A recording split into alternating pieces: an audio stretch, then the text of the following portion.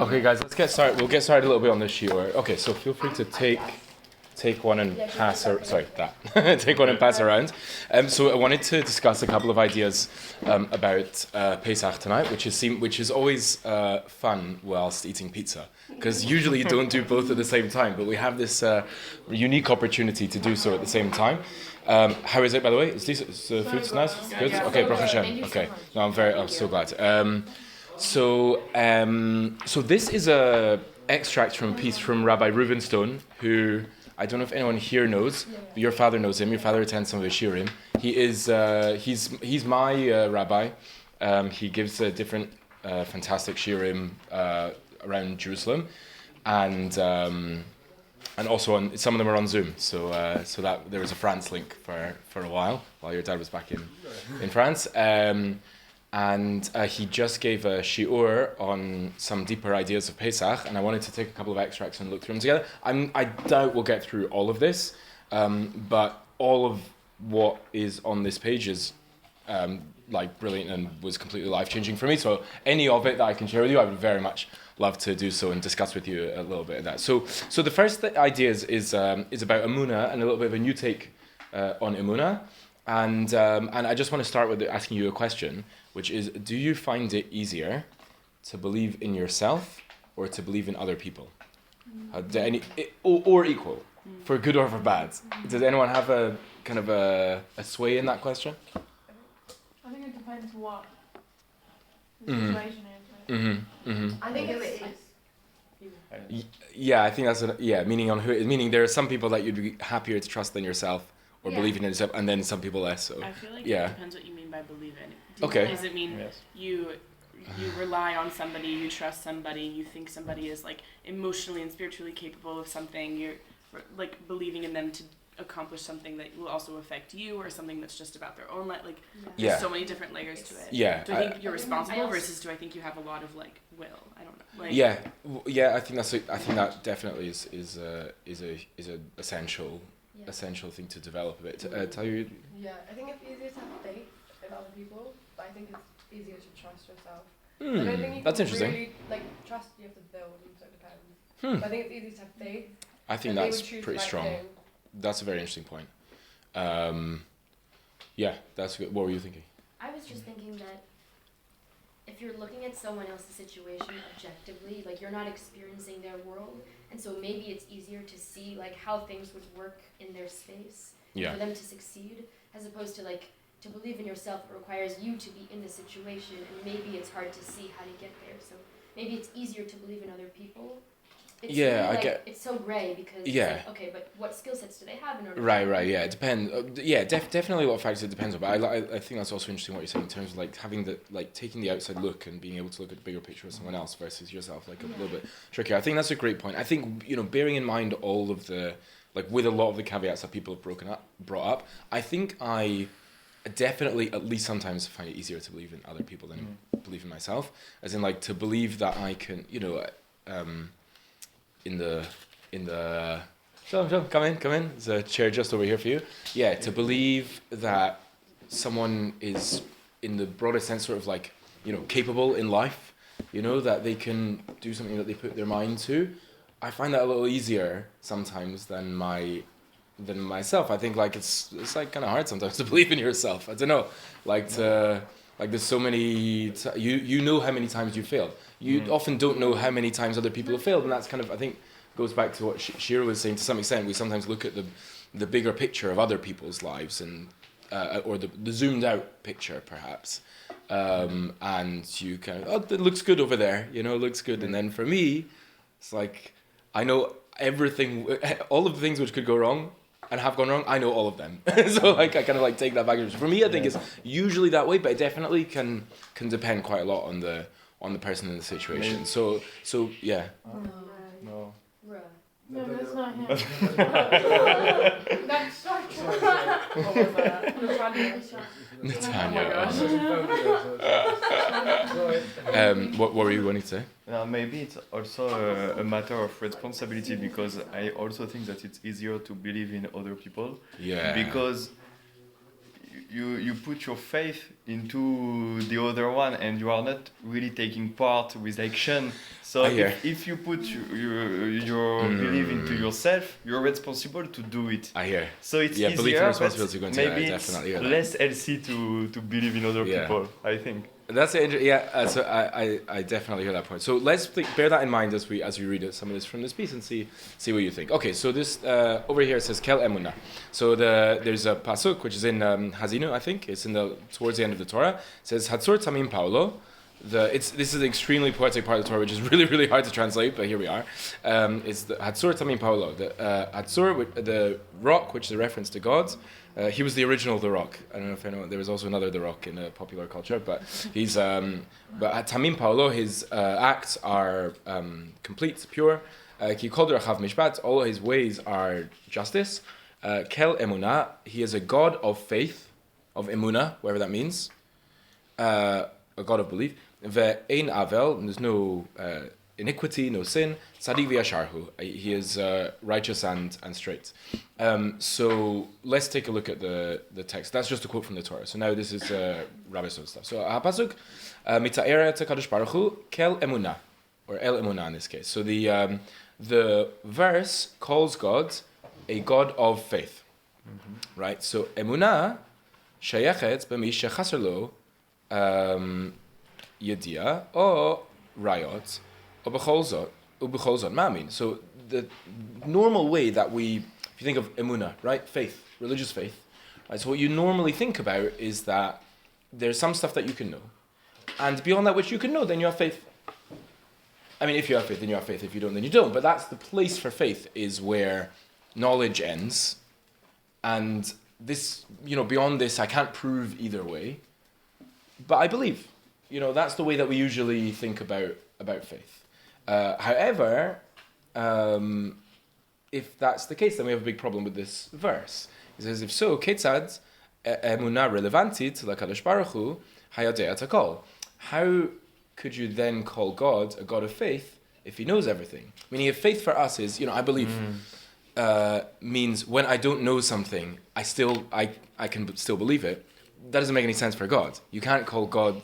There is no lack of knowledge, so there is no place for faith. So it's quite interesting, just theologically. It's quite. There's a thing that they call like the God of the gaps kind of approach, which is like where a lot of people's belief in God is just basically whatever they can't explain, whatever they can explain through science, they explain, and whatever they can't explain through science, they say it's God. So that's a lot of people's like theology or like belief is kind of like that. But that idea is totally running into trouble over here, because the word faith is being used seemingly in a context where there is no lack of knowledge. So we'll have to understand what could be going on here. It says, Mikoach she'elazo, chelek mea parshanim, mafarshim et hapasuk, delo kepshuto. Because of this difficulty, so there are some commentaries which explain this verse in a non-literal way. Meaning, what they'll say is a God of faith doesn't mean a God who has faith. It means a God in whom people have faith. And there are some Torah sources later, like Rishonim era, not all the way back to Chazal, not all the way back to Talmud and the Midrash, but there are some sources which actually say that. L'umat zot, Chazal l'umat zot, but the Chazal, which is like the rabbis of the Gemara and Mishnah and Midrash, so l'umat zot masbirim et pasuk k'pshuto. They actually do have a literal way to read that pasuk, and this is what they say. They say he'emin ba'olam ubara'oto, that God believed in His world and created it. So now we need to understand that, but you see that they are actually saying, no, there is such a thing as God having emunah. There is such a thing as God having faith. He had faith in His world, and He created it. So we have to understand what that means, but this is already like a bit of a task that we're taking on ourselves, so that we're going to have to come to this sort of new understanding of emunah, such that it's something that God can actually have. And in fact, who's He having it in? He's having it in you. He's having it in the world. So the Kadosh Baruch Hu bara olam tov v'ra. He created a world with good and evil. V'natan la'adam b'chira chavshit, and He gave us free will, the ability to choose. Hu rotzeh she'atov yitgaber lara be'emtza'ut ha'adam. Obviously, God has God wants the good, right? He wants that, and the Ramchal calls God Tachlit Hatov. It's not a theological mistake to say that God is the ultimate, is good, is the ultimate good. It's not even just a description from our side. There are sources in Chazal which say that no, the word good and tov actually is applied to God, and yeah, it's just interesting. So he made a world which didn't fully reflect him. He made a world with good and bad. But he wants us, though, to make the goods succeed over the bad. That the good should win out over the evil. Can I ask something? Yeah. If God can create anything and he wants the good to win over the bad, why doesn't he just make the good win over the bad?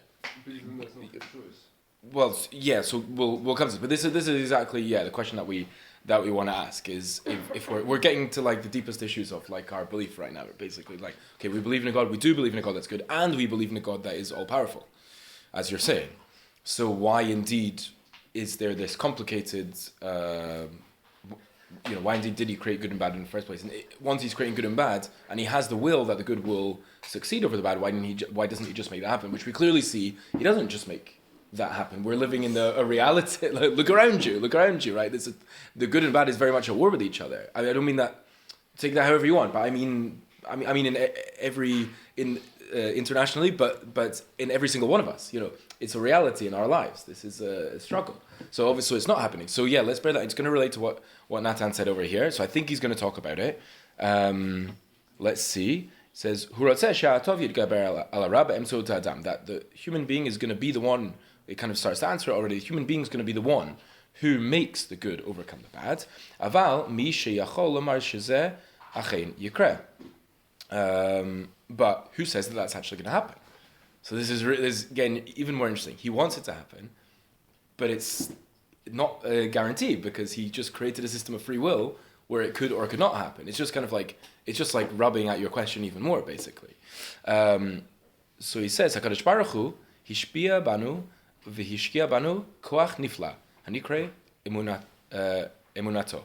So what God did in creating, he created a world. He created us in it. He created good and bad. He wants the good to succeed over the bad, but he said that's up to you and up to your free will decisions to see whether that's actually going to be what happens. And he gave us a special gift called his faith. He put his faith in us in order to achieve this mission. Emuna eno optimiut. Ein leze shum kesher l'svirut o hisdabriot. Emuna zoi hashka'a v'anaka b'ma she'ata ma'amin bo. Emuna is not kind of this idea of the kind of way that we started to explain it before, but basically, in other words, emunah is an investment. Emunah is something that you place in another person. You put your faith, you believe in someone, and that's what Hashem is doing to us. So Kadosh Baruch Hu lo rak natan la adam bechira chavshit. He didn't just kind of here's good and bad, here's free choice to do whatever you want. Hu gam he'etzim et adam al yedei kach she'achrid bo emuna elokit. He also hu gam he'etzim et adam. He also gave us that strength through that that he put in us this godly faith. Hu kel emuna kafisha hu kel shemashpia banu et emunato meir et chaynu be'emunato banu. That he basically, so what at the end of the day does it mean that he is a God of faith? He is a God who is invested in us through putting his faith in us. He said that this is a task, and I believe in you. And this is kind of, and he's probably going to talk about this to some extent, but just to elaborate, just because it's a little bit hard to understand. What we're saying is, Emunah is not just kind of like a fact. I have faith in a certain thing. Emunah is an investment, which means that if you just think about it like this, he'll probably talk about it to some extent. But if you imagine that you are trying to do a task. Let's say, for example, everyone actually around here. So you can think of your own thing, that whatever it is that you're trying to achieve in life right now, right? You're trying to achieve a certain mission. Perhaps what you guys are trying to achieve in Israel, each one on their different mission. and you have someone who believes in you. Like, I believe that you'll be able to do what you need to do. It's going to be hard. There's going to be ups and downs, but I believe that you'll be able to achieve what you want to achieve. And that's one. How do you feel? You feel empowered. You feel empowered, especially if it's someone that you trust and value, right? Of course. Then that's something that's like, wow, like I feel I have like a skip in my step when I'm now going about this task. In contrast, if you have, which some people do have, maybe everyone here, but a lot of people have, especially on these things, on different kind of missions or undertakings that they're having in life, they have people who are basically skeptical of them. They say, okay, nice, and then behind closed doors they say, okay, like give it a couple of weeks, I'll be back. You know, they'll give up, and it's a phase. Speaking of, it's quite a funny thing. I'll just do a shout out to Rabbi Manning. Apparently, he says that Rabbi Manning is now. He was a which kind of lawyer was he? Corporate lawyer. I think He was a corporate lawyer, Cambridge educated corporate lawyer, like doing very well in England, and then basically like he had a family already at this stage, and then basically like they upped and moved to Israel, and he started the kind of like track to become a rabbi, and then like years and years later he's like become like a big amazing rabbi, and is the head of Midrash Rachel amongst other amazing things that he does, and he says that his parents still think that he's in a phase. But like I mean, anyway, so you know that feeling that like are you gonna be able to do it? It's hard to kind of to do what you need to do on the background of that. Sometimes it's just like a lack, sometimes it's like antagonism, but it's hard. So the idea of God believing you is that He's given you this task, and He says, I know that you can do it. I'm giving you the investment of my belief in you that you can actually do this, and that's something which is like it's like pretty powerful for me. And I think as I was talking before about the difference between believing in oneself and believing in others, right? It's like everyone around here has at least someone who believes in them, and that person is like, or that celestial being is like knows everything and knows you. And believes in you, believes that you can do it. So it's just like it's a different endeavor with this kind of thing. So let's read a little bit more over here because I think he's going to go into that a bit. So he says, Adam po'el et zeh gam kein kasher hu ma'amin bezulat. Now this is something that we can do ourselves, right? So you're meant to follow in the ways of God, right? So this is really interesting, right? So it's a verse in the Torah which says, "V'alachta b'drachav," you should walk in the ways of God. So how do you walk in the ways of God? You emulate Him. So also with this, there's a way to do the mitzvah of emulating, of to be like God, to be godly. Faire comme. Faire comme. To be like God, through believing in other people. Because that's something that, so you have to think of, all right, so you think, God is this, that, and the other. You think about that. How much do you think about this? It's like part of the mitzvah, Doraita, the Torah level mitzvah of being godly is to believe in other people. Because God believes in other people. God believes in all the people that He created. That's why He created them. And if He didn't believe in them, He wouldn't create them. And so that's like a pretty mad thing. A lot of people talk about this, I think anyone into Chabad here? Chabad, I think, are quite into birthdays. Meaning, like, there's like the world which is into birthdays, right? And then there's like the religious Jewish world, which I think doesn't care that much about birthdays. And then Chabad, I think, care quite a lot about birthdays. Anyone experience this? Yeah. There's even a song. They even have a birthday song, which I found it on Spotify. It's called. I don't know what it's called, but you type in Jewish birthday Chabad song and it comes up. It's quite fun. But like I think one of the things that they bring up is like this is the day that God decided that the world couldn't exist without you, and that you can do everything that you need to do in life. And so this is that day. So it's quite interesting. But that's with or without the birthday, you can use that if you want to celebrate more birthdays, and you can do that. But with or without that, but that is the truth. And for that matter, that God is actually machadish b'chol yom tamid maseh bereishit, that God actually renews creation. So it wasn't a one-time choice, that God is constantly recreating the world. So in as much as we are all existing right now, that faith is being renewed in us. So you can still, no, I still think you can do it. Even after I failed yesterday. No, I'm still here? Okay, fine, so I can still do it. So that's, so anyway, but so that's what Hashem is doing to us. So that means that is what we can and should do to others. That's pretty amazing. I don't know, because you think like, okay, I don't know. I mean, I think about this also. I always get a kick when the Bein Adam L'Chavero, like the kind of interpersonal thing, is like really, really strong. I'm not sure exactly why, but you think, okay, like be religious, be godly. You know, like what if you went out on the street, especially let's say outside of Jerusalem, whatever, and asked people what acts could you do in order to be godly? I'm not sure how many people would come up with this, but this is it. So anyway, so this is something that we can and should do for others. Emuna amitit ba'acher hi pa'ula shel gisha lema'amakei hanefesh shel adam. This idea of emunah, of believing in someone else. So what we haven't really talked about so much is why. So he's going to start to talk about that now. Yeah.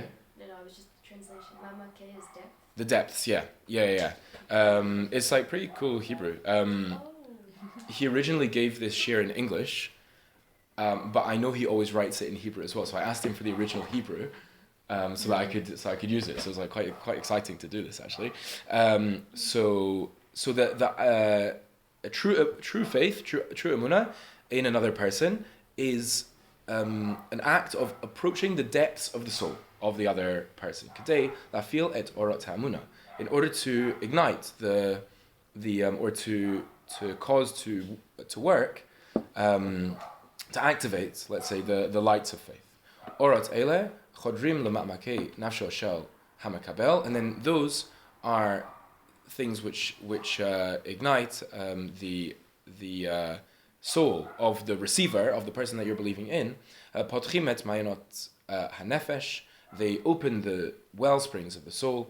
V'gormim zurichat orot ha'emunah shel hamakabel, and they cause the shining of faith in the other person. So he's already alluding to it over here, but basically that's part of the idea, is that when you believe in someone else, what you're actually doing is you're accessing a deeper part of them than one may typically be thinking about vis-a-vis them or vis-a-vis yourself. Meaning, typically, when I'm thinking about the world or people, I think, how are you doing? You think, what's going on in their life? If you're, that's like impressive already. If you're like thinking, how are you doing? What's going on in your life? And what if you're getting to know someone for the first time? Like tell me about your life up until now, and you'd have those. But those are all relatively surface level interactions. But how do you have an interaction with someone's soul? So one of the ways that you do that is you believe in them, because when you believe in them, because it's as we'll see and we'll probably elaborate on, it's really it's because of the soul that they have inside them. That's really the basis for you to believe in them. And in as much as you're believing in them, that you are, number one, you're accessing, you're kind of like connecting to a much deeper part of them than number one that you're used to connecting to, and also that they're used to. I mean, how many of us are connecting to our souls deeply on a daily basis? Maybe, but I'm not sure. Like sometimes yes, sometimes no, and there's different levels of doing that. But to believe in someone is to interact with their soul, is to have a very, very deep interaction with them, and through that, once you do that, then you kind of activate it. It's like, the soul's like, I've been noticed, and then all of a sudden, it's actually different before and after. So this is like the amazing thing, is it's not just a recognition of a depth that the other person has, but it's actually it's like an activation. So once you recognize the depth, you connect to the depth, and it kind of comes alive.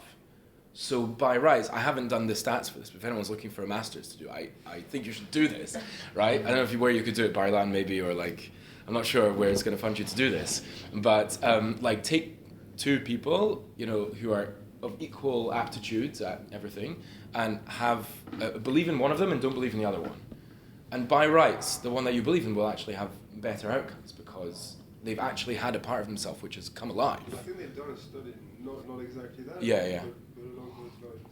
Wait, I don't know if maybe I'm thinking of the same thing. They did it in classrooms, actually. Are you thinking of that? In the UK, where they I've heard followed as well. some school kids they followed some kids from kind of Yeah. birth to when they were much older. Oh, that's another one. Yeah, yeah. School and they tracked exactly how Interesting. how they- So that's interesting. So they have done longitudinal studies. That's true. There's another one that I was thinking of. I don't know if you were thinking of where this was like, I don't know if you can still do this these days, but they basically Is it with the teacher and the like preschool kids? yeah, and they basically told in relatively subtle ways.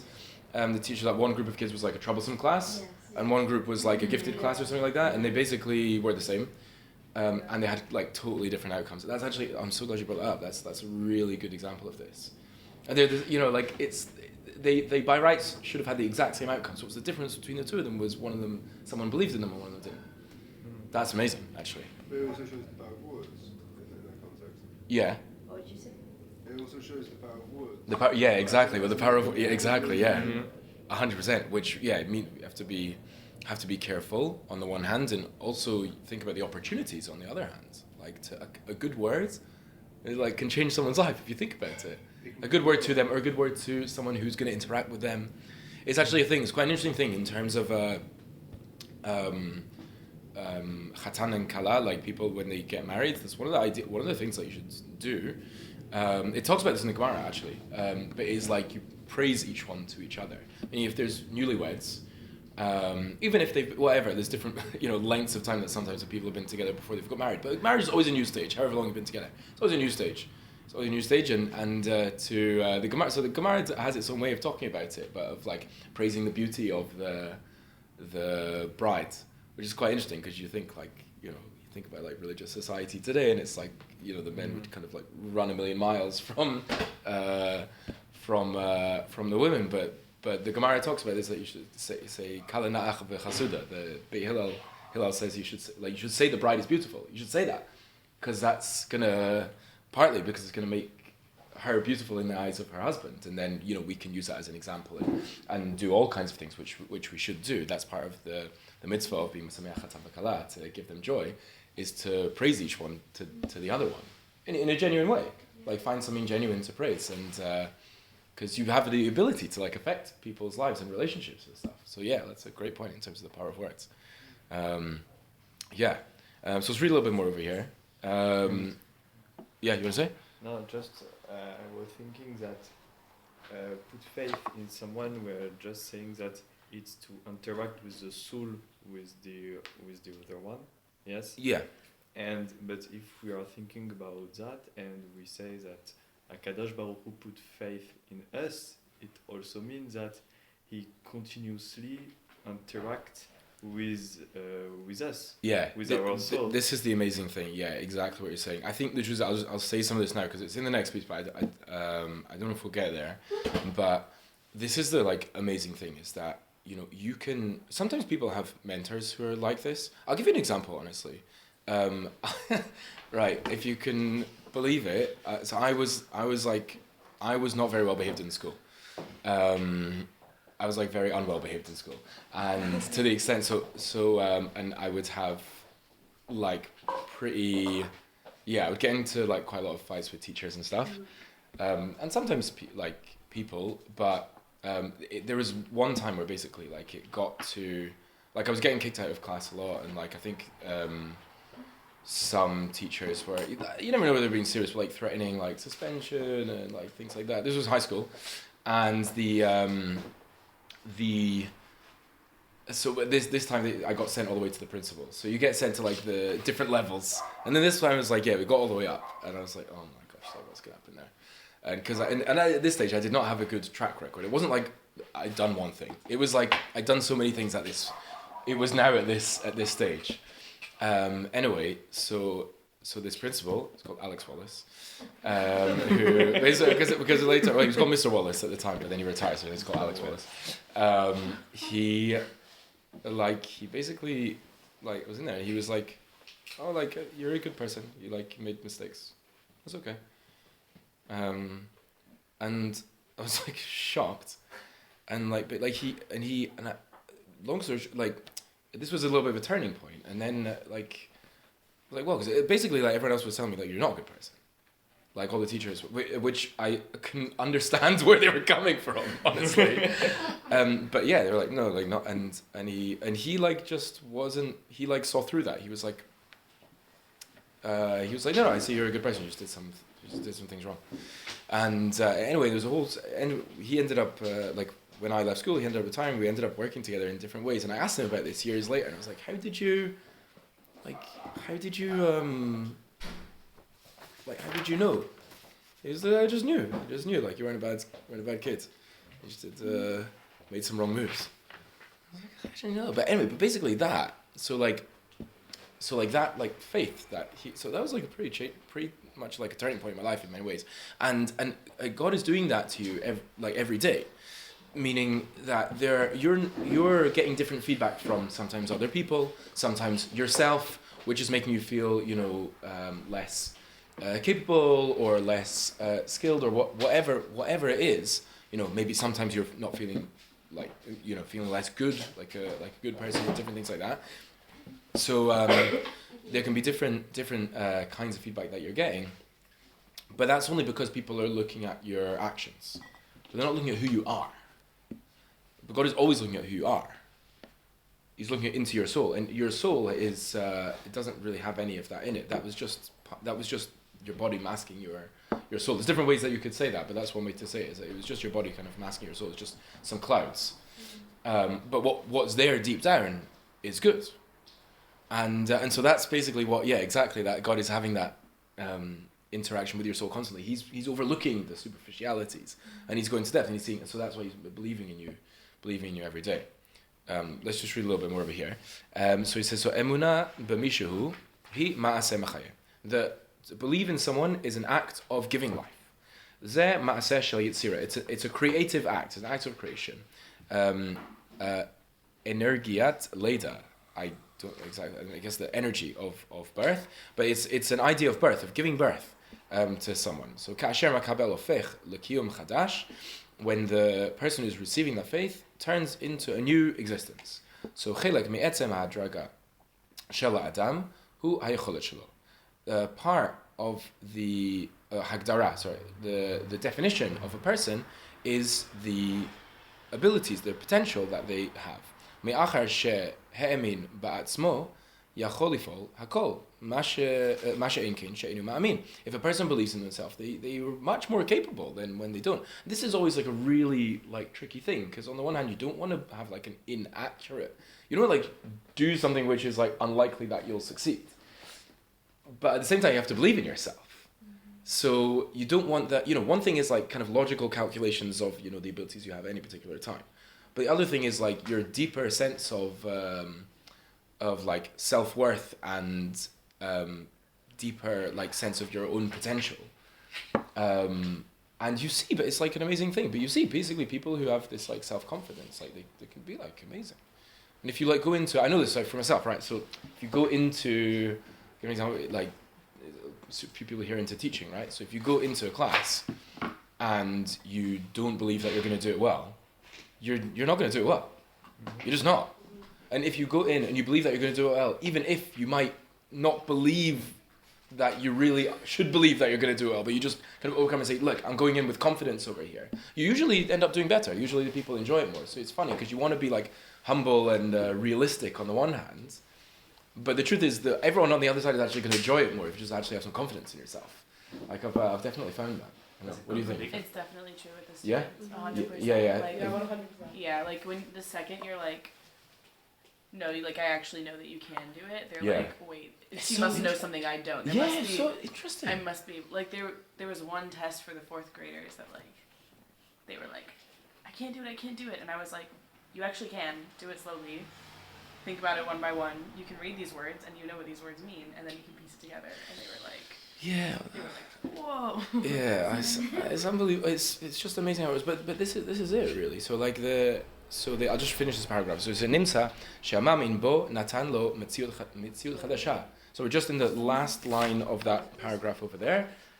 Last line of the second to last paragraph. So it's nimsa she'amam in bo natan lo metziut chadasha.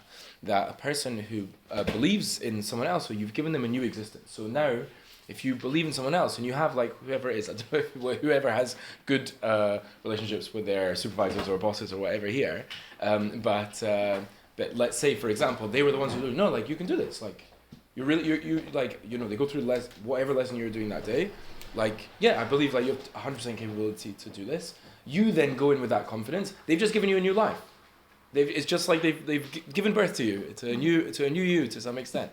So that's kind of the thing, that the ability that we can have to do to others. So this is what God gave to us. This is Kel Emunah. It's God of faith. So now you know. It's God of faith. It's a pretty unbelievable thing. What does it mean that God has faith? Faith is not really about a lack of knowledge. Faith is an investment. It's an investment that you can have by believing in, for example, God believed in us and created us, and with that actually gave us, that's the thing, it's not just like he believed in us, oh that was a big risk, no, it's through believing in us that he gave us the ability to succeed. It's like a huge thing, and people need to not forget this, that even if life is hard and etc., but there is always someone who believes in you, and if you don't think you can do it, that's okay, but someone else disagrees. Like you can do it. And in as much as we're alive, that is God is giving that to us. But at the same time, this is something that we are meant to take into our own lives and to do to others. We're meant to give life, and that's the what a bigger way to be godly is than to give life. And this is something that you can do. There's different ways to give life, but there's something that you can do tomorrow. There's something that you can do tonight. Is you can give life. You can give life to someone else. There's also another divine quality hiding here. Yeah. And it's the ability to let go. Ooh, that's very good. God, that's very good. Yeah. In a way that God puts faith in us and says, "I'm going to let go control of this." Yeah. When we put faith in other people, we're also letting go. Yeah, this is a thing. Even though in general I do find it harder to believe in myself than others. However, one thing I find, you guys are going to laugh at this, right? One thing I find difficult is group work, right? I don't know if anyone's have to do group work, right? Like in university, I had to do group work, and it was so hard for me to let go. Because I'm like, oh, I'm gonna, like, if I then it's up to them and I know I can do this better than them, it was really hard to let go. And I think, that's probably an ongoing mission in some ways, just, sometimes I'm doing group work, sometimes not. I happen to do this project pretty much solo, so it's good, great, perfect. But then when you have to do group work, it's hard. But yeah, so letting go is, but I just love that. That's a godly quality, to be amazing. I have a good boss, and he says, when I work with people, that I take bets on them, but not enough. He says you gotta put them in a position where they can fail. This is how much you need to believe in them. Don't wow. Yeah. Put them leave them be and let them fail or lose. Brilliant. But you need to take the responsibility, but that's really believing in them and betting on them. That's amazing.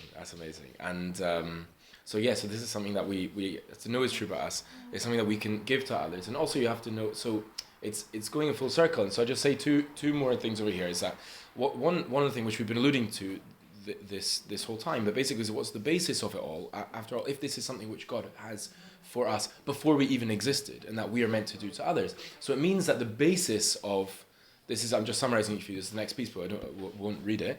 Is the basis of your belief in someone else is not track records. You think you believe in someone because they've shown success in the past, I will therefore believe in them in the future. And if they've failed in the past, then I'm not so sure. But we see from all this that's not the basis. The basis of your faith is that they're a chilek l'kamimah, that they have a divine spark in them. And that is something which is true about every single one of us. It's true about everyone that you're looking around the room and seeing. It's true about you as well. And in that sense, there's sort of this equality of belief where, coming back, if you find one kind of belief easier than others, believing, for example, in yourself, you find easier than believing in others, or believing in others than yourself, if you just dig deeper, you'll find that you can't have one without the other.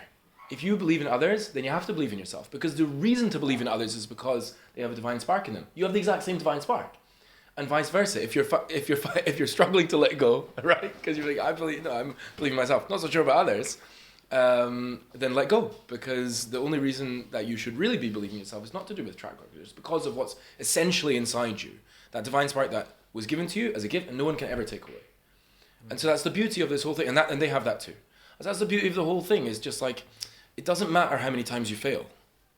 It doesn't matter, because that doesn't go away. This is a quality that you have which will never go away. It doesn't matter how many times you fail. So take the person with the worst, track record ever, and put your faith in them. because that's the real basis to believe in someone is the divine spark which we have in them, and all of us have that in us. So please God, maybe I'll conclude in case anyone wants to go, and then we can obviously have questions. People can stick around as long as they want. But this is something to think about in Pesach time. It's kind of like our birth. It's our birth as a nation. So it's the time to think about life, giving life to yourself, giving life to others. It's time to think about faith. We think about the faith of the Exodus from Egypt. We believe in the creation of the world. We believe in the Exodus from Egypt. These are like the two axioms of the pillars of our faith.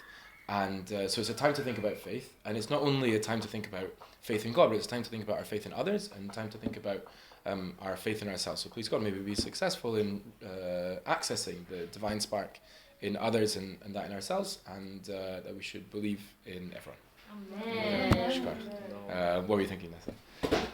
I understand the whole believing what you're saying. Yeah. But surely just surely just thinking